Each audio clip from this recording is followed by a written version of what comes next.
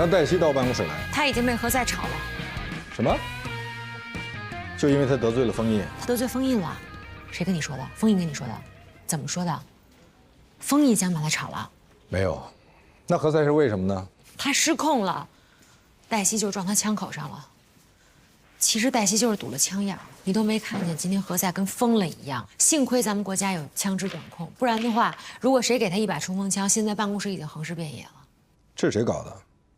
从小学同学写起，怎么不从幼儿园写起？何塞搞的，神经病！所以我跟你说他疯了呀。我看暂时还是不要让他再管助理了。那让谁管？哪怕你先接过来呢。丽娜，你在开玩笑？你看我像在开玩笑吗？你今天根本没有在场。我不用在场。他每隔一段时间都会发作一次，几乎每个月一回。这次是百年不遇。你跟他认识100年了吗？为什么我最近不管说什么，你都要呛着我呢？我不是要呛着你，我是要告诉你，他什么都没有，没有朋友，没有女朋友，没有家，没有孩子，他只有工作。如果你再不让他管助理，他一点存在感都没了。那你就是打算袖手旁观了？要不要我现在跟黛西说，让他明天来办正式离职手续？我只是说不能不让他管助理，并不代表我袖手旁观。通知黛西明天照常上班，何塞没有资格开除他。我已经这么跟他说了。谢谢。但是何塞也说了，这次他绝不妥协，他和黛西必须走一个。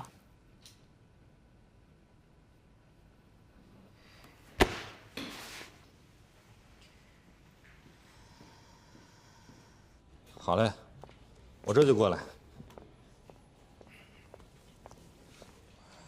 我没时间，我只需要5分钟1分钟也没有。何塞，我父亲晕倒了。对不起，没关系，他是冲我，不是冲你。就因为你顶撞了他吗？对于他来说，这就是背叛。怎么能是背叛？充其量是意见不同嘛。你不会理解的。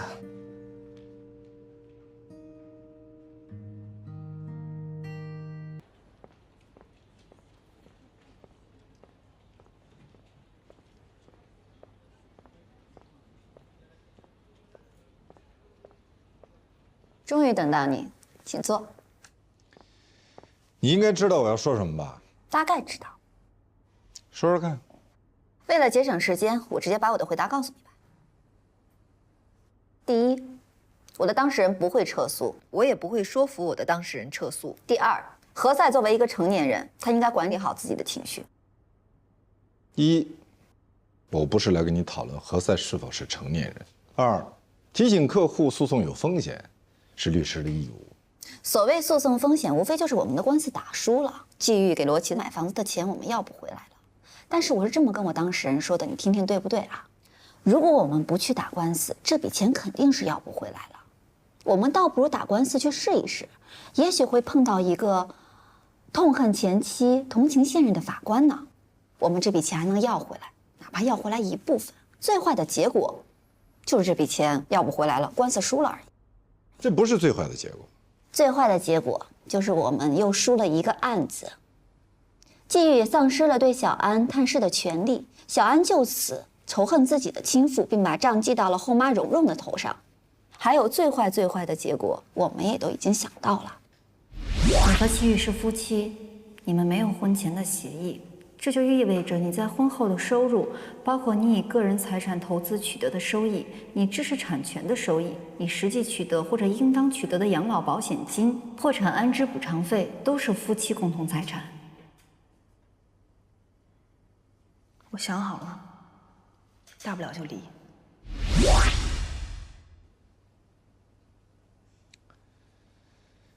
客户在义愤填膺之下，难免说出过分的话。但是作为律师，律师的职责不是趁火打劫、煽动仇恨。我没有煽动仇恨，我非常认真地帮助了我的当事人，避免他的利益再遭到损失。利益，说得好。但利益并不就是指财产，还有很多其他有价值的东西，比如说情感价值。有些情感毫无价值，不但没有价值，还有害，就像长在身上的毒瘤，越早切除越好。你说小安是毒瘤，我说你姐姐罗琦。罗琦是季玉的前妻，前妻就是婚姻的毒瘤你。别忘了，他们俩有一个共同的孩子。只有趁早的切除了毒瘤，才能想到长治久安。切除毒瘤，并不意味着把毒瘤细胞全部连根拔起，甚至还会过早的死亡。那就把死亡的婚姻彻底的解除掉，重归单身。人家只是来找你了解一个财产问题，你就给人家出主意，让人家把婚给离了。你们的老师就是这么教你的吗？我在世界排名前10的法学院读的法律，我们老师给我上的第一堂课就是，婚姻并不是自古就有的，它是作为一项制度被发明出来的。人类之初，大家都过着群居群宿的生活，那是石器时代的事情了，你绕远了。说重点好吗？重点就是婚姻是作为一种程序，用程序团队编程出来的，它出现了很多的 bug。在后期的运行当中，不停的需要打补丁，这个打补丁的过程就是婚姻法的立法过程。不同的程序团队打不同的补丁，但并不是每个国家都有离婚补丁这一项，只有现代文明进步的国家才会有离婚自由这个补丁。所以你的结论是，作为律师，建议别人离婚也不算缺德是吗？我认为建议我的客户跟渣男离婚算是功德无量。你不能随随便便判定对方是个渣男，尤其在你不了解对方的情况下。我没有随随便便，我是深思熟虑的，我不用去了解吉玉，他就是个渣男。你不觉得他渣吗？他拿自己老婆的钱给他前妻，哎。兰兰，我建议你再去重读一下婚姻法，重点理解一下法律上是怎么界定夫妻共同财产，以及法律上为什么这么界定。同时，我顺便说一句，你不适合做家事律师。你对婚姻的偏见以及幼稚的理解，有碍于你给客户提供有效的解决方案。你这是激将法，我懂。我宁愿你说我幼稚，我宁愿你说我对婚姻有偏见，我也不会说服我的当事人撤诉的，除非你替罗琦把钱还上。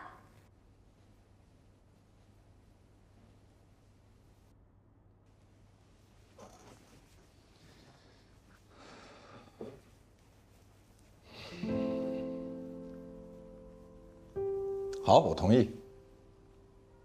我同意。但我有一个条件。这件事情绝对不能让我姐知道。你跟你的客户还需要再签一个保密协议，立即撤诉，并且永远不能以同一理由起诉罗琦。同时，你要说服罗琦赶紧撤诉，并且写谅解书，互不追究，世世代代友好下去。你起草协议。你起草协议，明天10点发到我的邮箱。否则呢？否则，我当做我没有听到，也没有看到。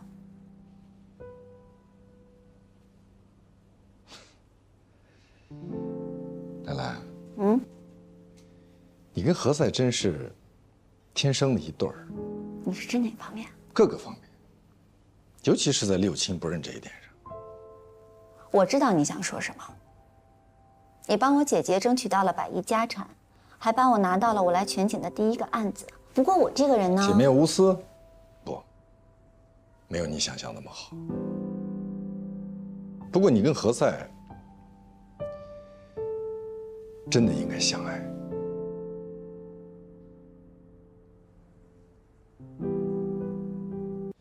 协议你看了吗？已经发给蓉蓉了。什么时候可以签？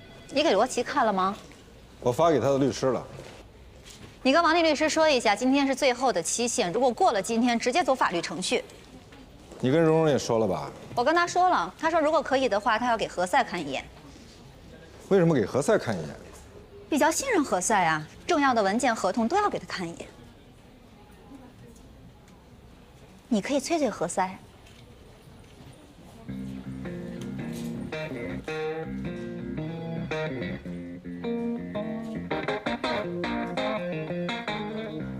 丰毅说这2天家里事情比较多，他不来了。黛西呢？还没到，他来了我让他找你。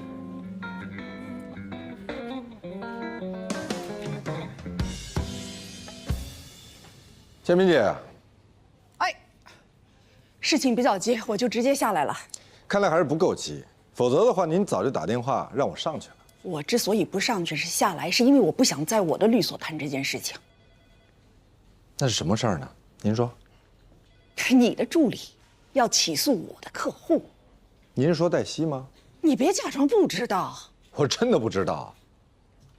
哪个客户7家长寿俱乐部。这样吧，你把黛西叫进来，直接问她。您是说现在吗？是啊，那这样我们就不必有不必要的误会和怀疑。我从不撒谎。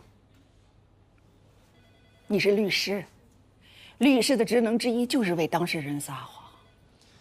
您说的是其他国家的律师，中国律师如果明知道当事人有罪，还为当事人撒谎，是要被吊销律师执照的。你什么时候跟何塞一样那么教条？不，他是教条啊，你是坚持底线。是的。我上网查了，不止我们，有好多老人的家属，他们都在维权。个人对抗公司当然对抗不过了。公司不仅有法务，还有法律顾问，还有专门负责接待投诉、处理投诉的客服。而个人呢，势单力薄，不仅要上班挣钱，还只能在业余的时间上网吼两嗓子，最后还可能被对方的律师发律师函要求删帖，否则就要诉诸法律。这样，如果能找到更多愿意告他们的人，大家联合起来，是不是还有希望？没错。走啦，公公。走吧，拜拜。主任，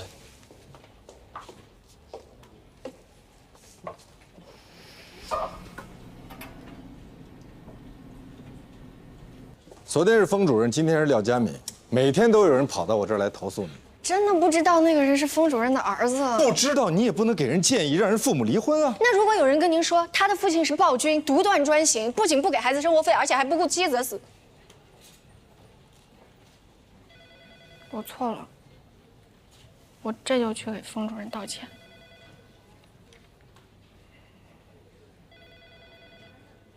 算了，保健品的事情廖佳敏已经说了。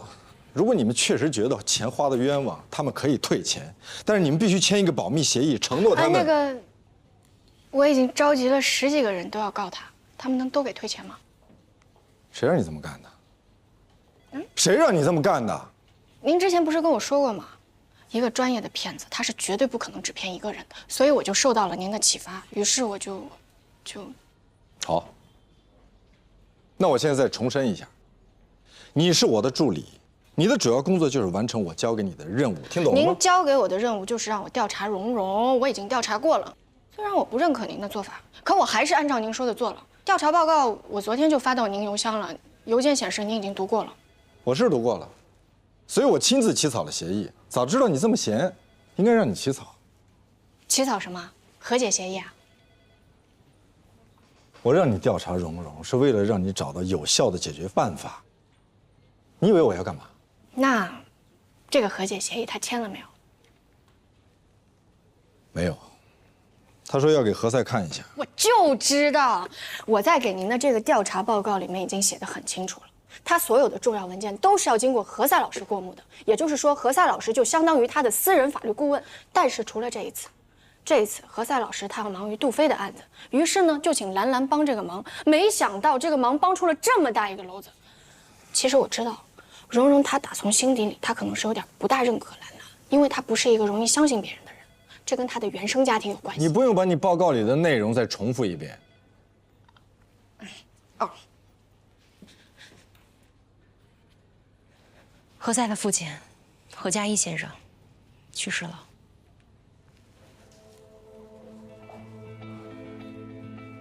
什么时候的事儿？刚刚。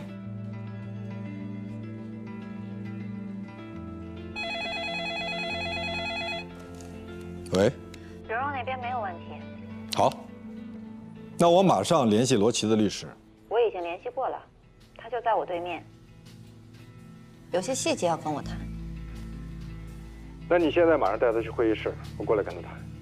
对不起，会议室可都满了。难道没有其他会议室了吗？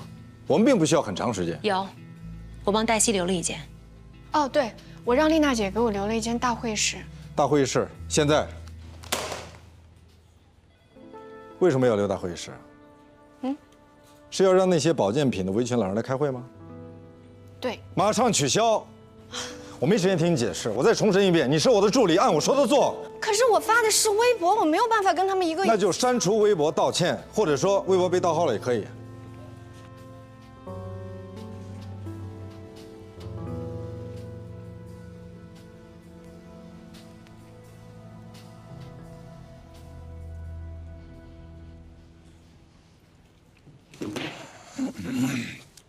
有什么问题？时间紧迫，今天必须签。为什么要这么紧？因为我们已经接到了法院的电话，周一就要开庭了，除非你想走法律程序。我们不会输啊！我们今天不是来讨论某一场官司，谁会输谁会赢，我们是来共同讨论如何签署一场停战协议。那就必须季玉和蓉蓉共同签字。这意味着我要跟我的客户重新去沟通了。这一条没得商量，因为你的客户和季玉是夫妻，所以即使蓉蓉签了协议，不再以同一理由起诉，那他万一逼着季玉起诉呢？季玉不是这种人，你不了解他。我了解人性，人是会变的。皇帝宠爱了新的妃子，尚且会把立好的太子废掉。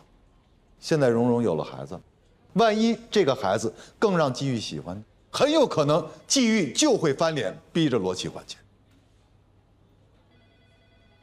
他不会的。那就不签了。你们没有诚意。我来告诉你什么叫诚意，为什么蓉蓉同意和罗琦签署这份协议？是因为你们打不赢这个官司。不是因为罗宾承诺了，签署完这份协议之后他来还钱。来来，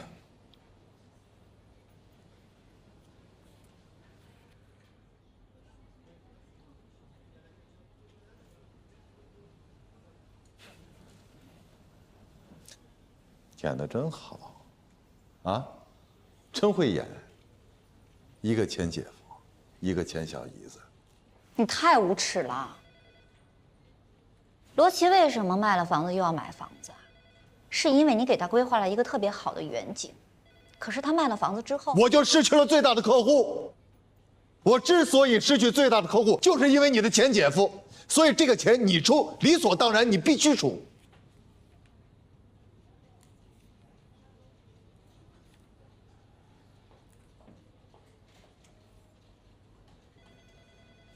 我会想方设法阻止罗琦嫁给你。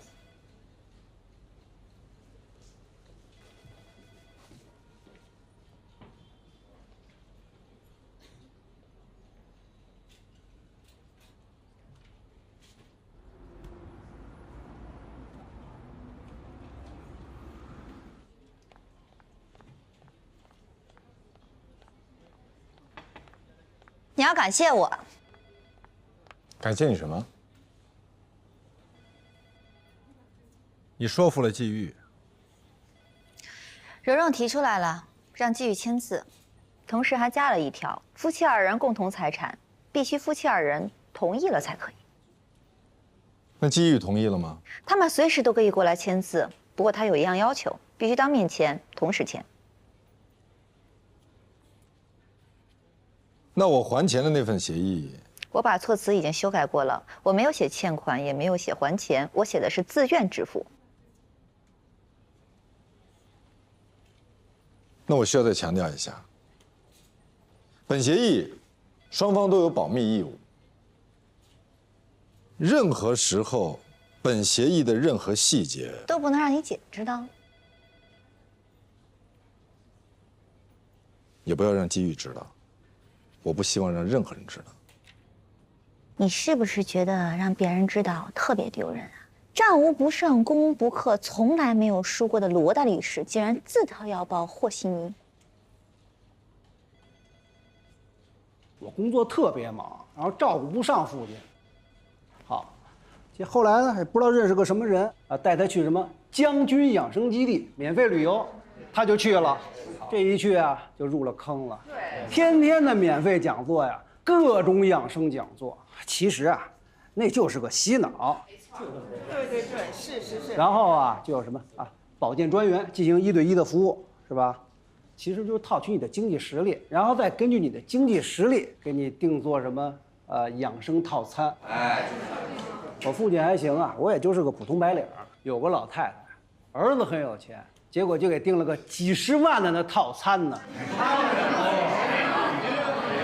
您说的那个将军养生基地是不是就是养老院啊？叫养老院他骗不了钱，叫养生基地他才能骗呀。没错，姑娘，你说的特别的对，他就叫那个养生基地。你说就我这个经济能力这么差，我根本就住不起那个什么养老基地啊。他们说没事儿，哎，老先生，您就到我们这儿来做一个免费体检，免费的，我就去了。然后就有一个什么保健专员，就天天后头跟着你，还管你叫首长呢。那就是套取你的经济实力，那就是。那您还记不记得那个保健专员叫什么名字啊？哎呦，叫丽丽啊，对，叫什么丽丽，都起的是那些什么外国名，都是难记着呢。骗子怎么可能跟你说真名呢？是，我跟你讲啊，特气人。我呀是偶然回家，发现我爸的房间里堆满了保健品，一屋都是。我找人问了，这些保健品成本价在10几块钱，他们卖到了几千块，太黑了。那您有没有保留付款凭证啊？有啊，我这都给你拿来了，您看看，有刷卡记录。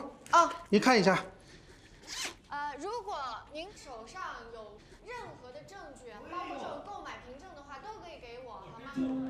哦，真的吗？那您给我好不好？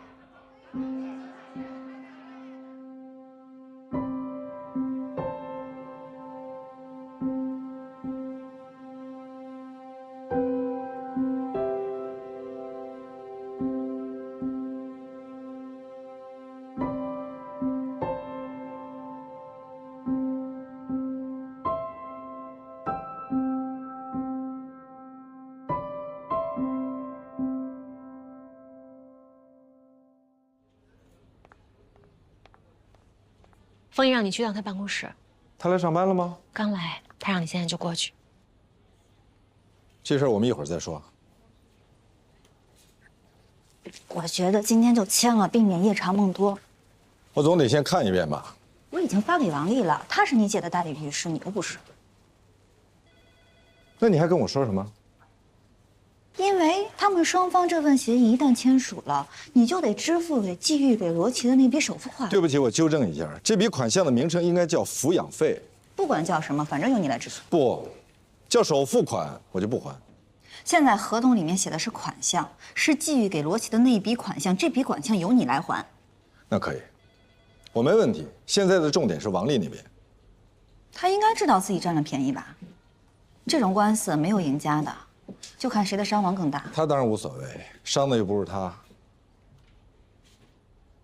你不是一个乐观主义者。我从不盲目乐观。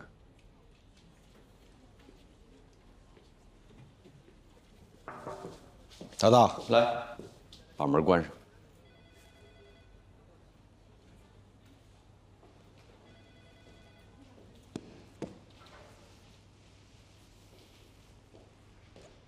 坐。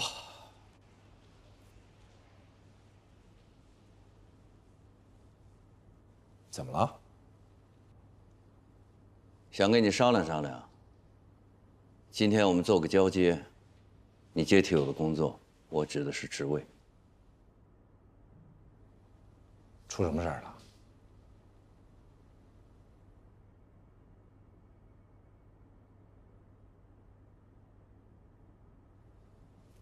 你怎么看我？我指的是对我这个人。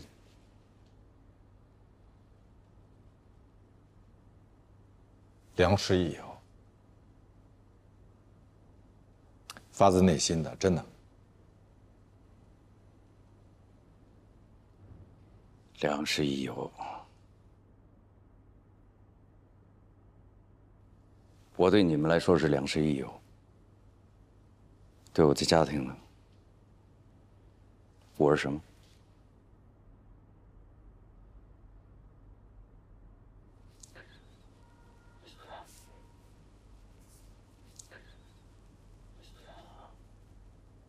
嘉豪这孩子啊，嘉豪这孩子恨我，他认为他妈妈生病也有我的不是，因为我没有好好的照顾他妈妈。生病有很多种原因，比如说遗传基因，还有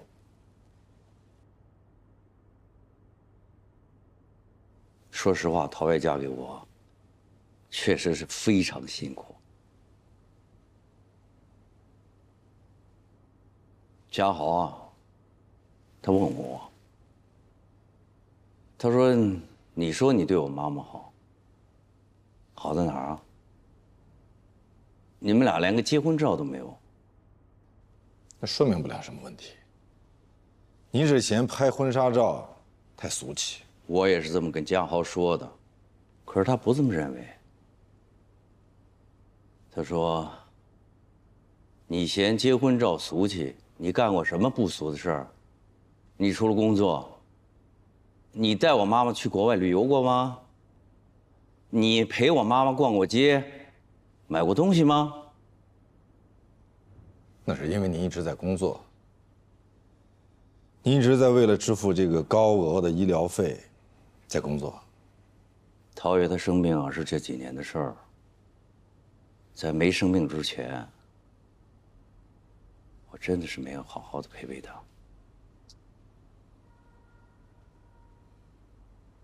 您确实太忙了，所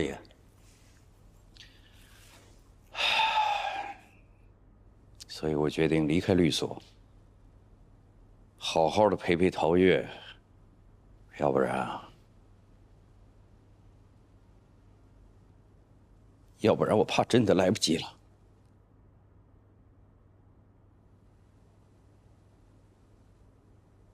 您可以请假嘛。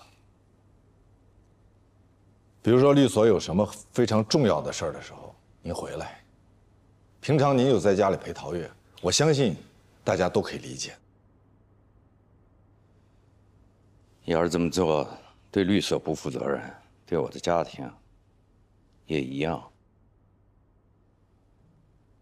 我不能再这么继续下去了，我不能总对陶冶说对不起，律所里有事儿。不行，欠陶月的是一定要还的。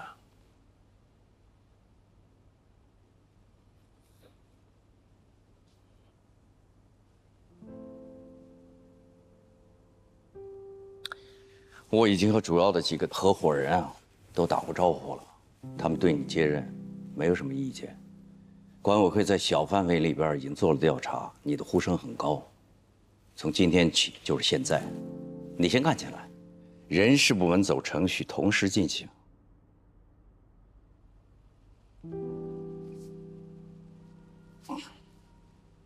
恭喜你。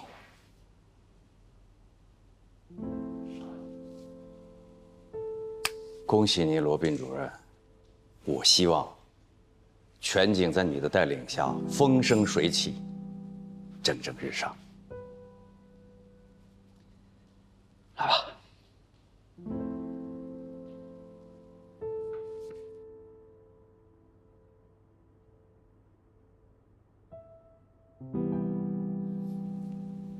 好好干。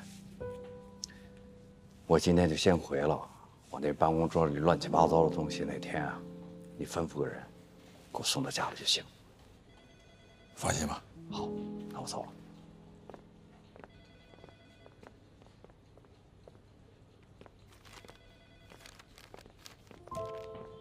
律所今天之所以叫大家都过来呢，是想要群策群力，大家把所有遇到的这种诈骗的问题，通通反馈给我。这样的话呢，我们可以统一去上报。他们不是咱们客户，是来投诉保健品的。黛西负责接待一下。保健品的话，我建议我不管了，在吃之前以后就是你负责了。或者说是购买。那句话是怎么说的？长江后浪推前浪。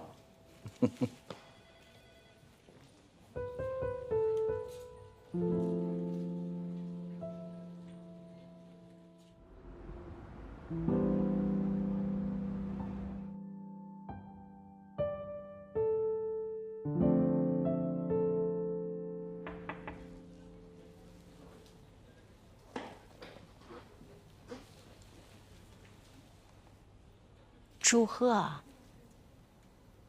祝贺什么？你知道？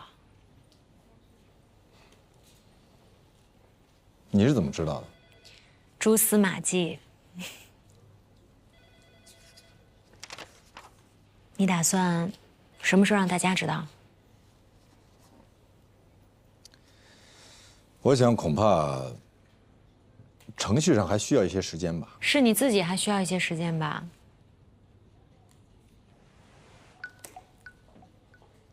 喂，你看了吗？我让丽娜给你了。我看了，我没什么问题，但是那就没问题了，先搞定了。那王丽，她正在来的路上。你确定她不会再有什么麻烦了吗？你是不是想问我怎么搞定王丽的？我威胁了她。威胁？威胁之下签署的协议是无效的。我骗你的。那实际情况呢？你就不用知道了。我必须知道。为什么？如果你使用不恰当的手段搞定对方律师，对方律师如果到律协投诉的话，我们律所会受牵连的。我保证是恰当的方法。什么方法？我需要知道，我必须知道。我没骗你。王丽呢，就是想在你姐面前表现一下，刷个存在感而已。所以我就跟她说了，她可以到咱们律所来上班。我跟她提过同样的建议，她为什么没有答应呢？你提不成啊，她跟你有过节。我说我姐原来打算成立家族信托事务部，后来各种原因，我姐就走了，这块业务我打算接过来。如果她愿意的话，我可以跟她一起。她来做高级合伙人，我不可能答应。封印会答应的。你问过封印吗？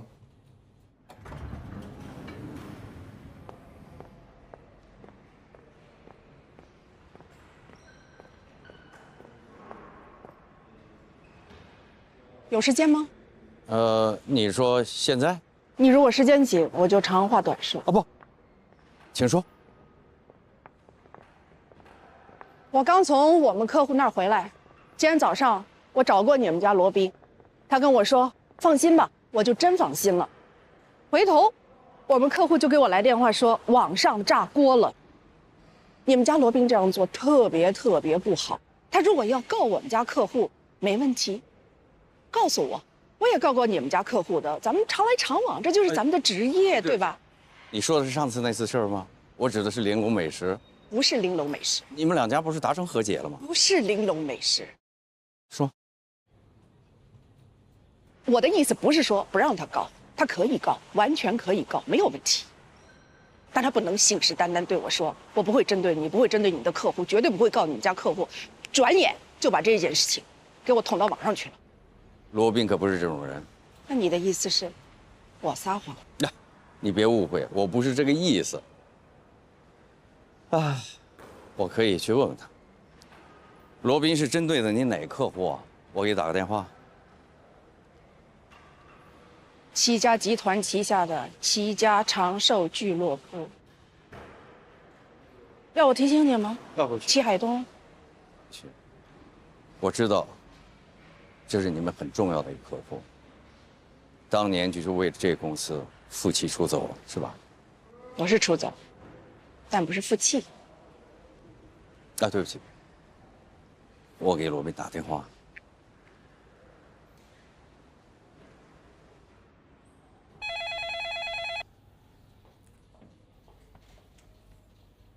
好，那我们等一下说。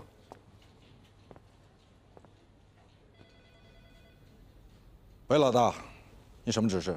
哎，罗宾，佳敏他们公司那个案子是怎么回事？你大概给我介绍一下。啊。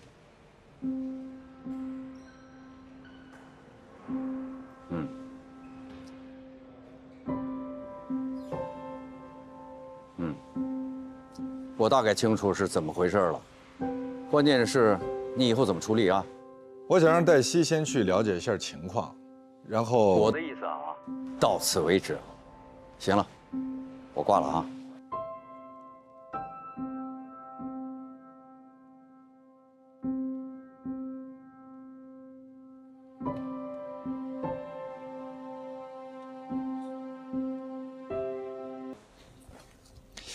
这件事情啊，你先继续调查，但是不要声张。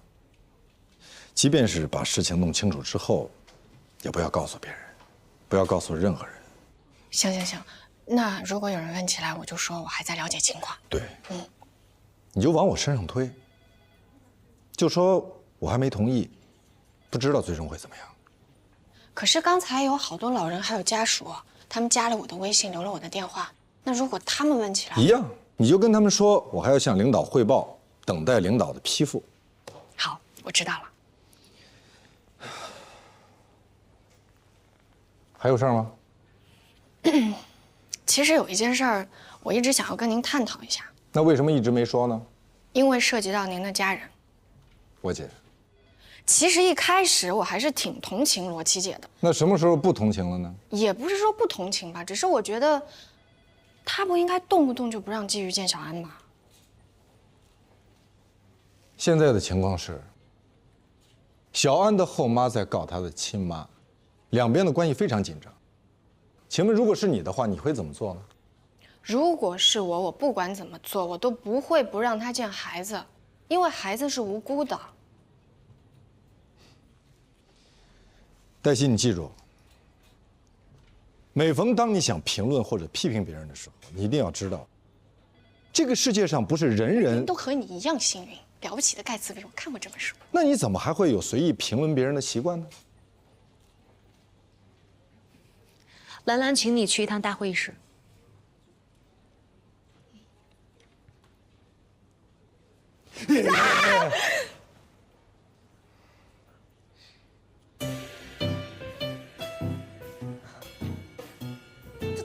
他跟你学坏了。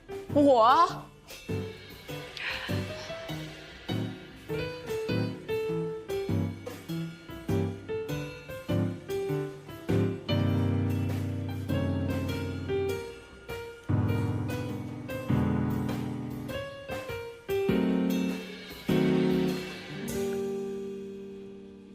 差不多了，就可以签了吧？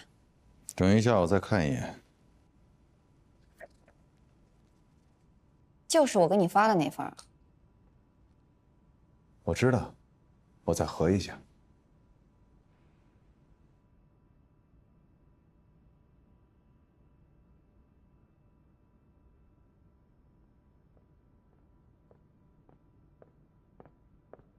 为什么不等我？大家不知道你要来。你既不是当事人，又不是当事人的律师，为什么要等你呢？他也不是当事人，他也不是当事人律师，他为什么在这儿？何塞老师，本来蓉蓉的合同应该给你看的，但是我们突然遇到了你父亲离世。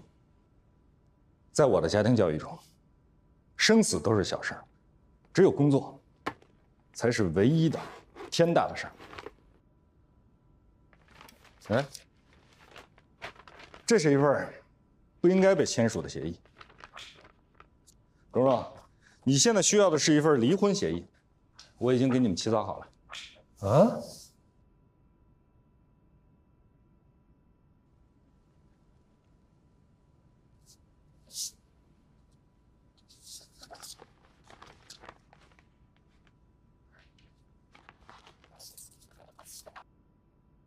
我们出来说两句。不，有话在这儿说。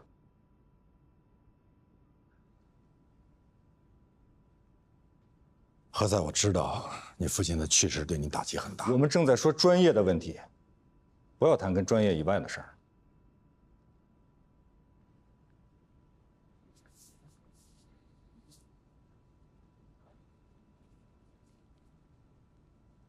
蓉蓉现在是孕妇，她需要照顾。我们国家法律规定，妇女在怀孕期间，男方不得提出离婚。但是孕妇她本人可以提出。我的意思是，国家之所以规定男人不可以在妻子怀孕期间提出离婚，是对妇女的保护。但跟这样的男人在一起生活，不是保护。这种男人怎么了啊？一个男人看见自己的亲生骨肉遇到困难了，袖手旁观就是个好男人啊！你跟季玉已经离婚了，他是小安的爸爸，他给你的钱是从他现任妻子这儿偷的。哎，你说的不对。偷在法律上叫盗窃，盗窃罪构成的要件之一是他人的财产。蓉蓉和季玉是合法夫妻，季玉有权支配夫妻之间的共同财产，所以不能叫偷。季玉，你如果不介意，我可以看一眼你的离婚协议，至少你们共同财产中有一半是属于你的，不管这个钱是谁挣来的。你们男人现在都这么渣了吗？哎，他在跟你谈法律，不能因为法律条文不利于你，你就说对方是人渣。你们是干嘛来了？这是和解还是来吵架来了？啊，大律师们。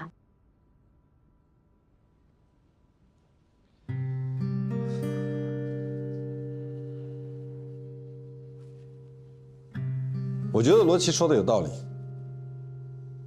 我们大家首先应该先冷静下来，不要感情用事。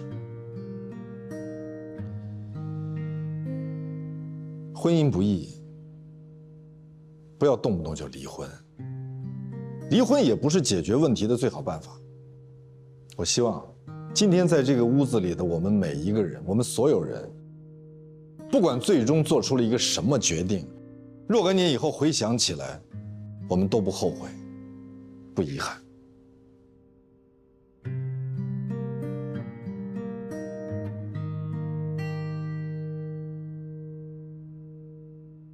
所以现在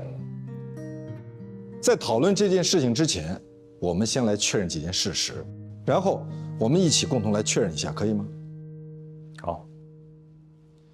第一件事情，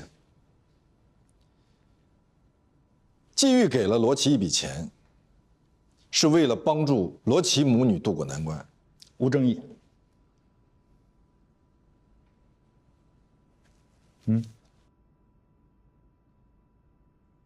第二件事情，荣荣起诉罗琦，让罗琦归还季玉这笔钱，因为他认为这笔钱是他跟季玉的共同财产，而季玉怎么支配这笔钱，应该得到他的同意。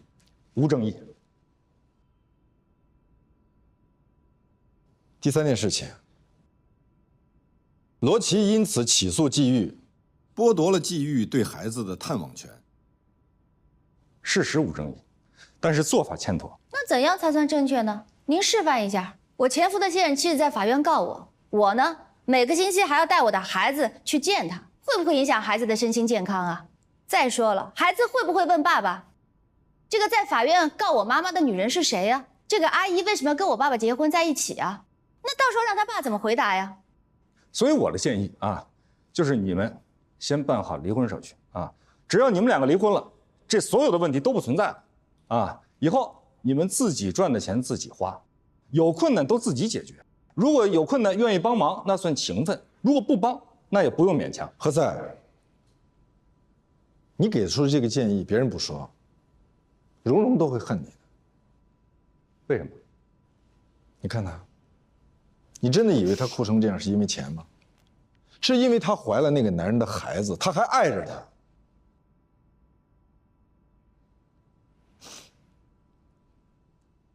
王丽姐，请你们先到我的办公室去稍等，可以吗？没问题。好吧。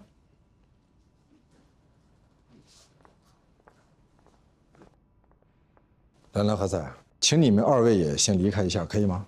我不能让我的当事人留在这儿。我也不能走。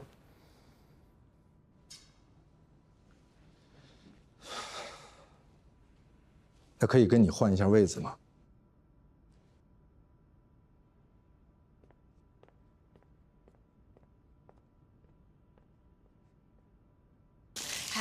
哎，我跟你说啊，我觉得罗宾老师他今天好像跟以前不大一样。是吗？我知道为什么。你知道为什么？我知道。为什么？哎，你真不知道吗？我真不知道为什么。哎，坐。啊？坐下。为什么？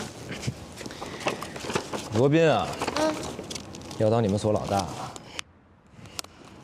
真的？真的。哇！哎，不对，那封印呢？封印保留一个虚职，当顾问什么的。廖佳敏跟你说的？不是。那你是怎么知道的？啊？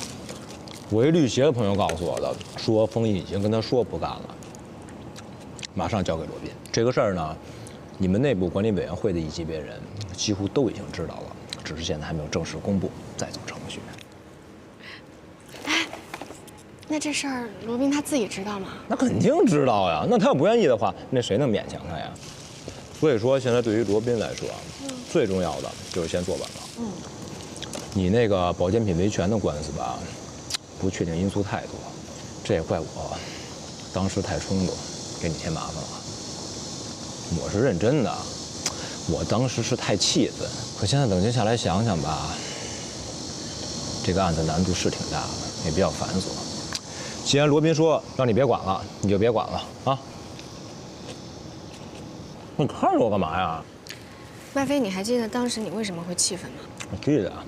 你当时来找我，我本来可以不管的，可是我后来又管了，是因为你告诉我说他们在害人，而且还会害更多的人。是我说的，那我当时是有情绪，我现在是为你们着想。那中国有那么多律师呢，他们可以找别人啊。每个人都可以这么说。如果大家都把简单的挑走，把难的留给别人的话，这个世界会变成什么样子啊？你看，你那愤世嫉俗那劲儿又上来了。我卖咖啡的时候比现在更加愤世嫉俗。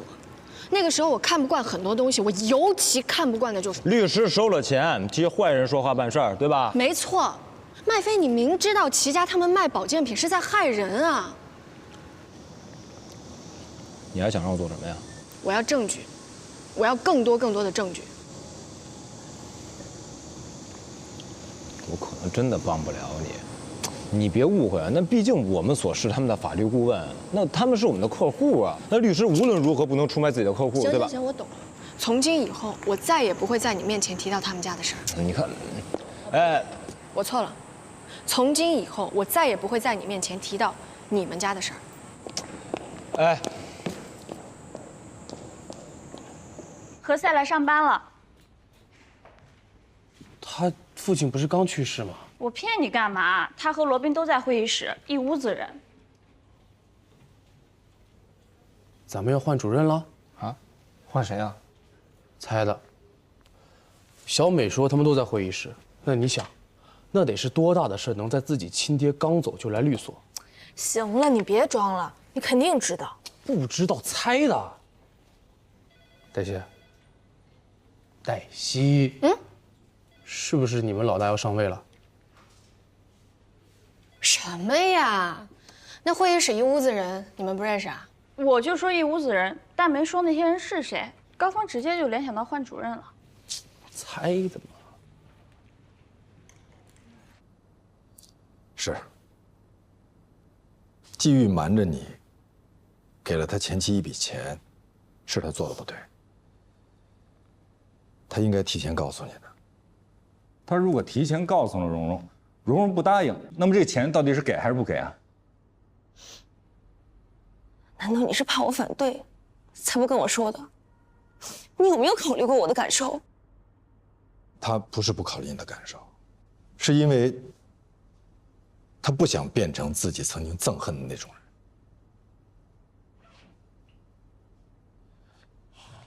蓉蓉，我猜季玉一定没有告诉过你他跟他父亲的事情，对吧？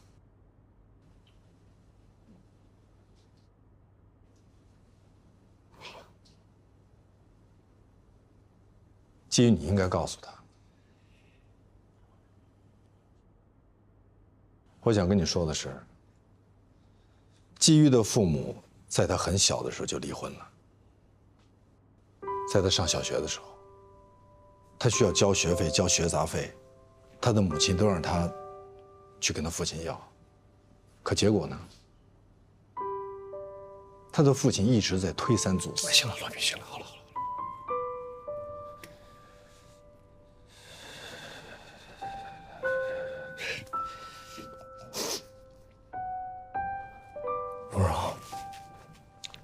我就是不想小安变成当年的我，我不想他鄙视我、恨我，像我恨我父亲一样恨我，我不想他这样。就算后来我知道我父亲当时有难处，又怎么样？所以，我只是在很努力地尽一个父亲的责任，我想做一个好父亲，别的我什么都没想。如果我真伤害你了，我真心的跟你说对不起，好。对不起，原谅我。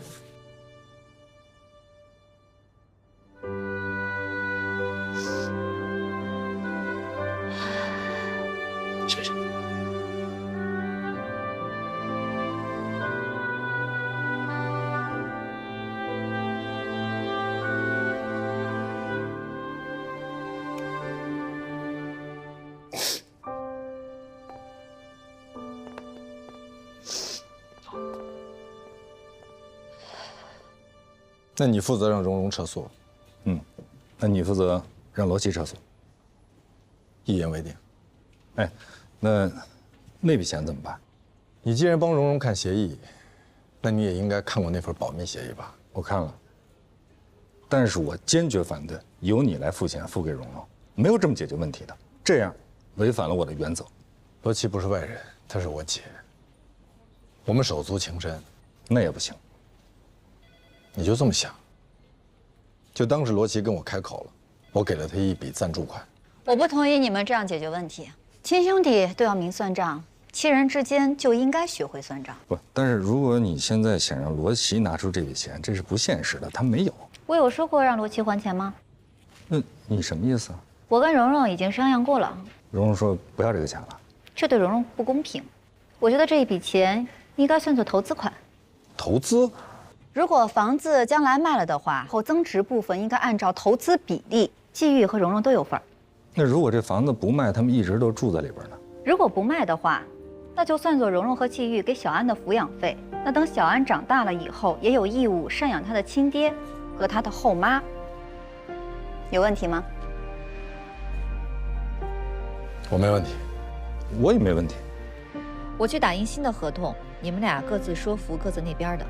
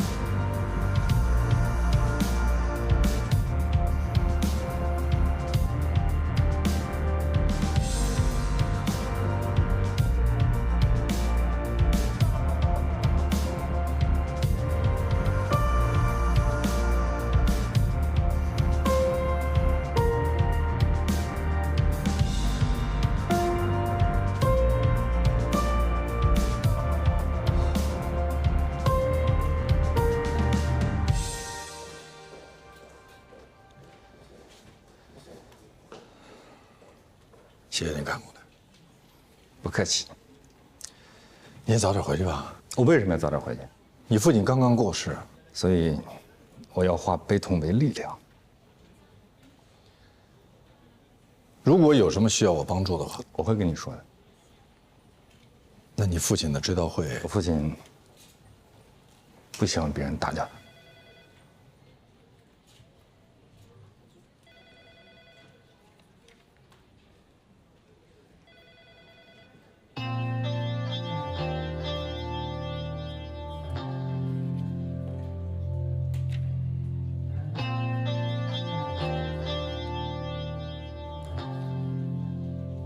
妈，我真是求您了。何赛老师好像也喝这个吧？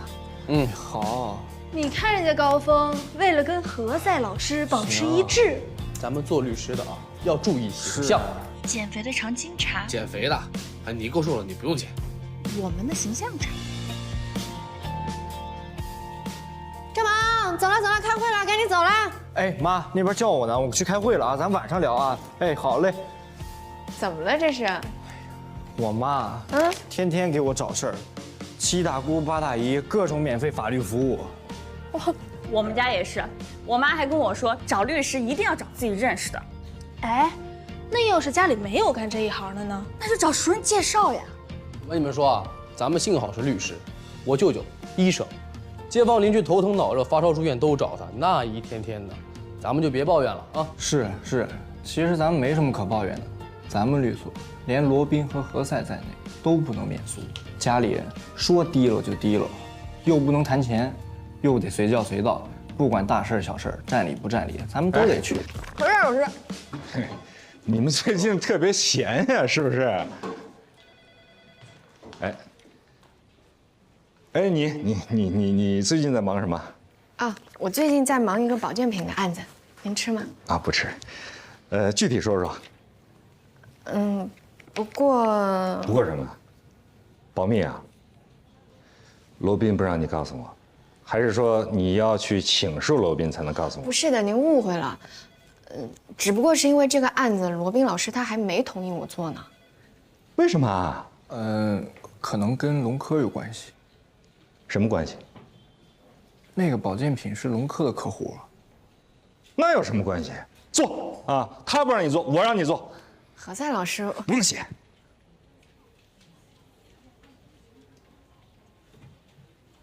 你骂我？我指天发誓，我真没有这个主观意思。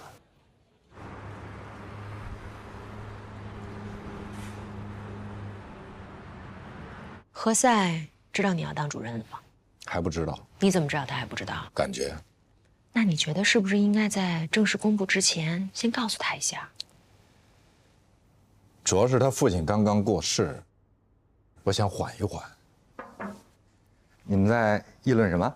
没议论什么。我去接个电话。你有什么事吗？你们有事瞒着我？没有啊。没有。那为什么我一来，丽娜就出去接电话了？她有工作，你听到她的电话响了。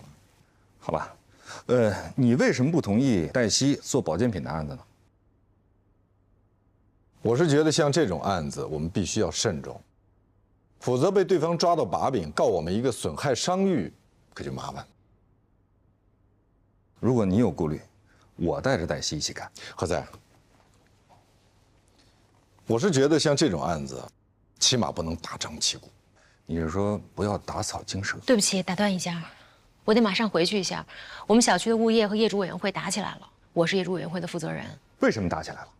物业要卖小区的车位。我陪你去。我也去。不用，又不是打群架，你忙你的。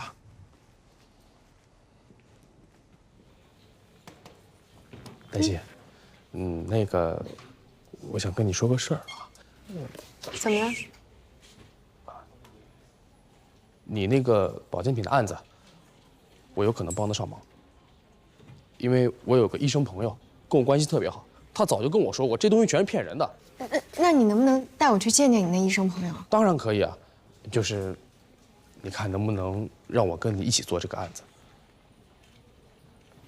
我当然欢迎了。只是你可能不太了解我这个人啊，我特别喜欢做这种案子，没有钱都愿意。不是这个原因，高峰。只是我不知道这个案子它最后会怎么样。你要是知道结果，那还有什么意思啊？我就喜欢做有挑战的事儿。何赛叫你，叫我？对啊，他说让你带上保健品的案子。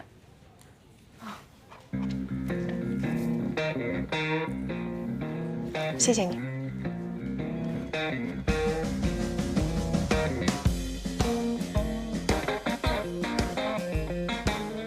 我跟罗宾说过了，他同意我来负责这个案子。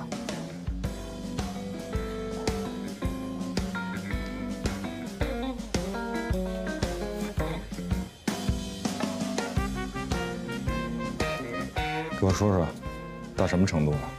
这个案子呢，一开始我是从麦飞那里知道的，然后呢，现在有好多老人，他们都陷入到了这个案子当中。哦，对了，我在会议室的时候，各位，听我说，不要太激动，今天事情一定会圆满解决的。我们请来了京城著名的物权法律师，我给大家隆重介绍一下，这位是朱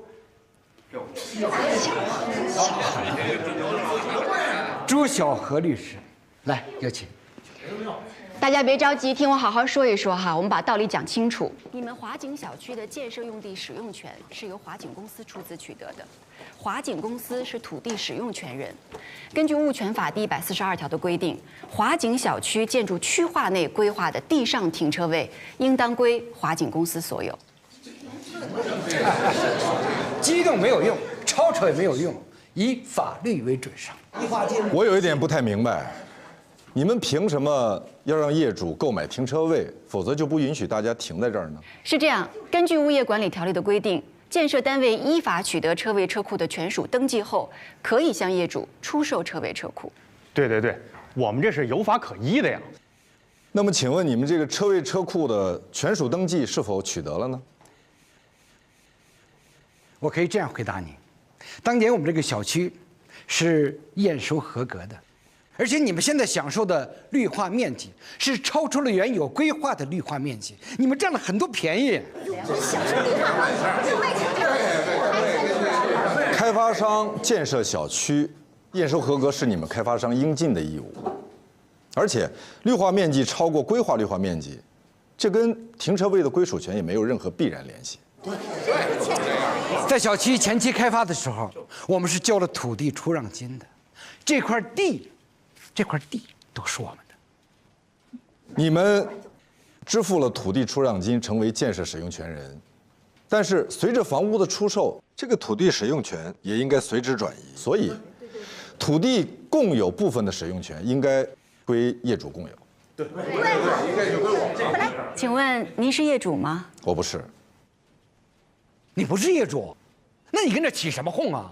我们这业主和物业之间的沟通，来，保安，他是我们请来的律师，他代表我们业主委员会。没错，我是你们业委会主任丽娜小姐请来的律师啊。你说这后着。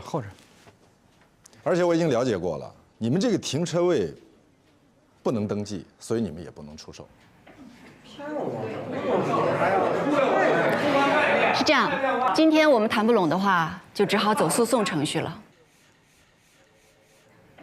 我想说的是，我们都是法律人，你应该清楚，如果走诉讼程序，你的客户除了浪费一大笔律师费之外，你们什么好处都得不到。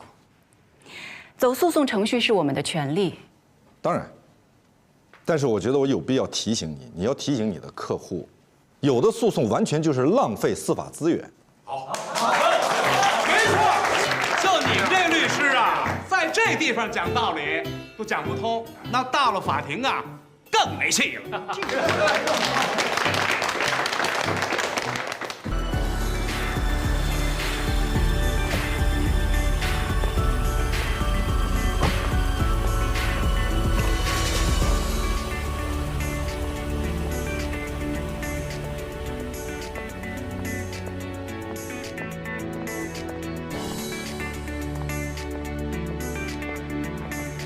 先生，有2杯咖啡。谢谢。丽娜，给你的。你怎么知道我最近喜欢喝这个口味啊？我最近擅长读心术。那你猜猜我现在想什么？不知道。你不是会读心术吗？我家最近换了好几台 DVD 机，人家告诉我，要买那种纠错功能最强大的，否则很多盘都读不出来的。你说我是盗版？我只是说我还需要进一步提升我的纠错功能。你记不记得你曾经答应过我，如果有一天你当了老大，提升你为首席鞭策师，我要进管委会。不可能。我是说，你连律师都不是。进律所管理委员会不需要必须是律师啊，这是我们全景的惯例。你可以打破这个惯例啊。我想接个电话。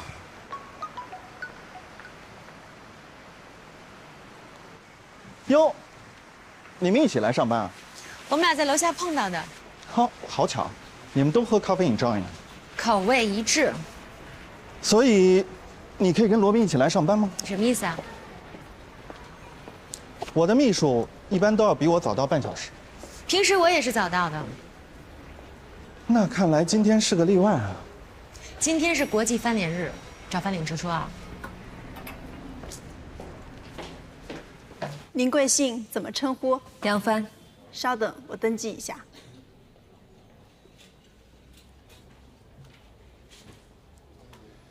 请问您是找罗宾律师吗？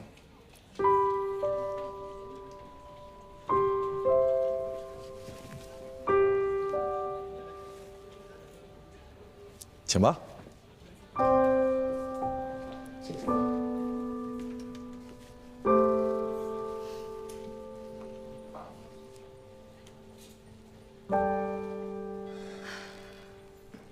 怎么样，还满意吗？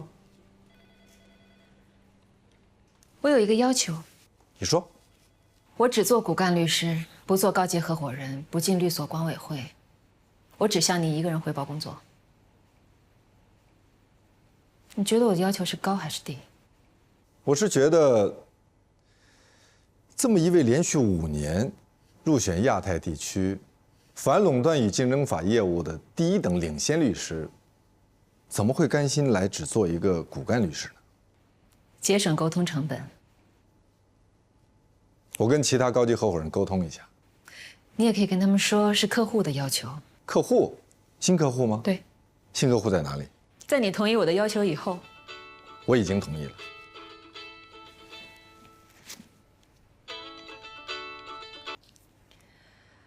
喂。好的，您到了打我电话。新客户一会儿就到。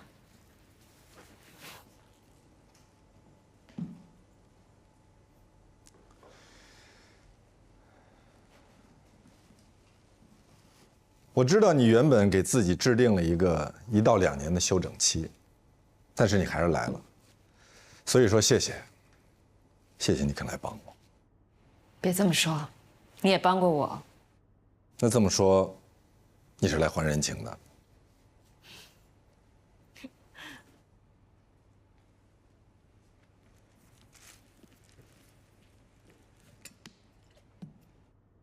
既然杨帆这么优秀，他为什么甘愿到我们律所来，只当一个骨干律师？人各有志，他不喜欢管别人，但也不喜欢被别人管。你是说他是一个独行侠喽？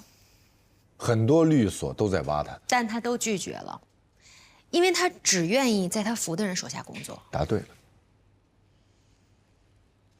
这边。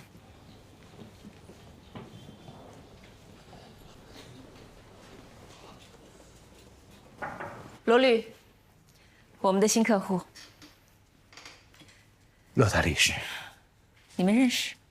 罗大律师谁不认识啊？曾经获得3所世界上著名法学院的学位，本科、硕士、博士，而且担任多家国际跨国企业的法律总监，多次荣获 ALB 法律总顾问荣誉。现在是全景律师事务所首席律师、高级合伙人。于总，您是对我们罗宾律师做过背景调查吗？哎，那不敢，不敢。请坐。再次介绍一下，我姓于，多余的余。请坐。于总，我希望你能够清楚，你们小区的车位的确是不能出售和售卖的。你说小区这么多车，你总不能让它乱停乱放吧？我们要管理，管理就得有人，有人你得给人发工资。我看过你们的合同，根据合同，你们小区的车位的确是不能出售和售卖的，但是这并不意味着它不可以收取停车费和管理费，这法律上是允许的。哦，哎，你看，我就说，解铃必须还得系铃人。